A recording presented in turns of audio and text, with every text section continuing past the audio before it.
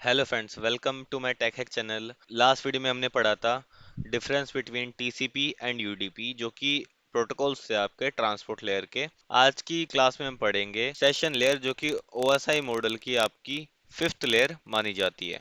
तो चलिए session layer के बारे में जानते हैं।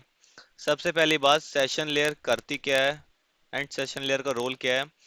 It responsible for creating connection between source and destination, maintain the connection for proper transmission, then terminate the connection after the communication and data transfer work is done. So ये करती क्या है? For example, मैंने आपको अपने mobile phone के through call लगाए, ठीक है, आपके पास रिंग गई।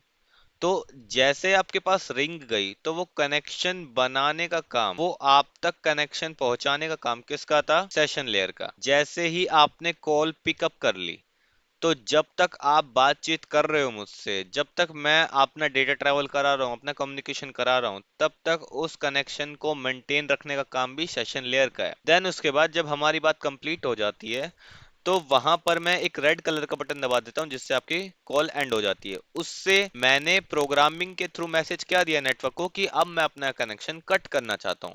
तो आपके क्लिक करने से जस्ट बाद ही कनेक्शन कट हो जाता है। अब चाहे वो बाय मिस्टेक क्लिक हुआ हो, चाहे वो आपने जानबूझ के किया हो। तो एक कनेक्शन टर्मिनेट का काम भी कौन करती है? सेशन लेयर ही करती है। कि जब आपका डेटा ट्रैवल, जब आपका कम्युनिकेशन सक्सेसफुली एस्टेब्लिश होके सारा का सारा काम कंप्लीट हो जाता है, देन उसके बाद सेशन लेयर आपके कनेक्शन को टर्मिनेट करने का काम भी करती है। यही रिस्पॉन्सिबल होती है। आज के टाइम में हम चाहे वीडियो कॉल कर ले, चाहे वॉइस कॉल कर ले, चाहे हम बेसिक चैटिंग पर्पज से टेक्स्ट मैसेज क्यों ना सेंड या रिसीव कर ले, तो कनेक्शन बनाने, मेंटेन एंड टर्मिनेट करने का काम आपका सेशन लेयर का ही होता है। अब इसमें प्रोटोकॉल्स बहुत सारे, according to application, according to software program, क्योंकि मल्टीपल सॉफ्टवेयर अपनी अलग ही लेवल की सिक्योरिटी प्रोवाइड करते हैं। कुछ ज्यादा सिक्योरिटी प्रोवाइड करते हैं, कुछ कम सिक्योरिटी प्रोवाइड करते हैं। बट मोस्ट कॉमनली जो प्रोटोकॉल शुरुआत में बनाए गए थे, वो कौन से थे?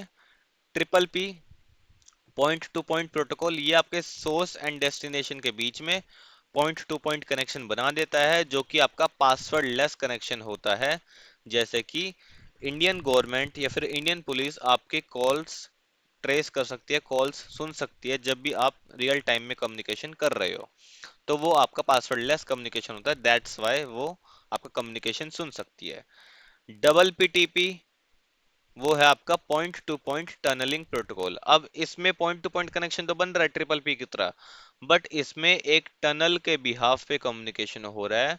इसका मतलब क्या है कि जितना भी मैं डेटा ट्रैवल कर रहा हूँ, वो एक टनल के थ्रू जा रहा है। अब triple P and double PT में मेजरली अंतर क्या है?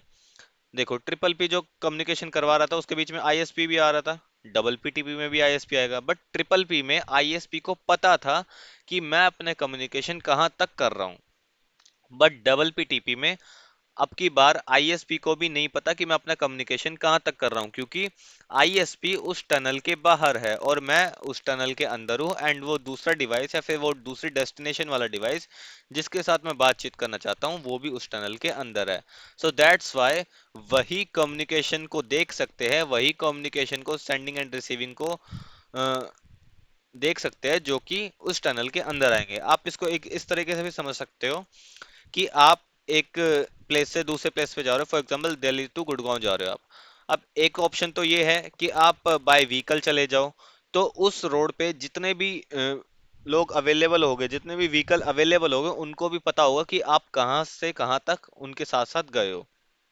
बट अगर आप बाय मेट्रो जाते हो, तो सिर्फ और सिर्फ मेट्रो वाले लोगों को ही पता होगा कि कौन सा पर्सन कहाँ तक ट्रेवल कर रहा है। इवन जो मेट्रो के बाहर पर्सन है, उसे भी नहीं पता होगा कौन सा पर्सन कहाँ पे एंट्री ले, कहाँ पे एग्जिट ले रहा है।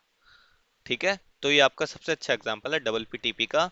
एंड इसी का एक अपडेटेड वर्जन भी है, एल टू टीपी हो गया, layer two tunnelling protocol. Triple P OE हो गया, point to point protocol over Ethernet. तो ये मल्टीपल प्रोटोकॉल है जो कि आपके सेशन लेयर पे काम करते हैं। बट ये सारे प्रोटोकॉल आपके किस पे डिपेंड होते हैं? आपके डिपेंड होते हैं सॉफ्टवेयर पे एंड प्रोग्राम पे, किस पर्पस के लिए वो सॉफ्टवेयर बना गया एंड कितनी सिक्योरिटी प्रोवाइड कर रहा है। सेम ऐसे ही आपका जो डबल पीटीपी है, वो आपका वीपीएन के अंदर भी इस्तेमाल में लिया जाता है, क्योंकि वीपीएन में, वर्चुअल प्राइवेट नेटवर्क में, सिर्फ आपके क्लाइंट एंड आपके सर्वर के बीच में जो कम्युनिकेशन हो रहा है वो उन्हीं के बीच में प्राइवेट रहता है। बीच में जो आपका आईएसपी आ रहा है उसको भी नहीं पता होता। दैट्स वाई आप इजीली बैन वेबसाइट, जो इंडिया के अंदर बैन वेबसाइट है, या फिर बैन गेम जैसे कि पबजी हो गया, या फिर अनदर गेम जो भी आपकी बैन हुई है, उसको आप इजीली सर्व कर सकते हो with the help of VPN. जैसे कि आपकी पबजी एंड टिकटॉक भी इजीली चल जाते हैं। बट क्लाइंट को भी पता होता है एंड सर्वर को भी पता होता है इस केसेस में कि मेरे साथ कम्युनिकेशन कौन कर रहा है, बट मीडिएटर को नहीं पता होता, जो भी उनके बीच में जितने भी आईएसपी आ रहे हो। सेम ऐसे ही आपके जो वर्क फ्रॉम होम एम्प्लॉयज होते हैं उनको भी वीपीएन इसी तरीके से प्रोवाइड किया जाता है। वीपीएन की मैं एक सेपरेट वीडियो डिटेल में बना दूंगा, जिसमें मैं कंप्लीट वीपीएन एक्सप्लेन करूंगा कैसे कैसे वीपीएन आपका काम करता है। एंड लास्ट प्रोटोकॉल है आपका नेट बायोस। नेट बायोस का सिंपल सा इतना ही काम है कि ये आपके डिवाइस नेम, मतलब डिवाइस के होस्ट नेम को कन्वर्ट कर देता है आईपी एड्रेस में। क्यों करता है ये सब? अब फॉर एग्जांपल मैं अपना कम्युनिकेशन करना चाहता हूँ किसी डिवाइस के साथ। अब मैं डिवाइस, हर एक डिवाइस का नेटवर्क के अंदर आईपी एड्रेस याद नहीं रखूंगा।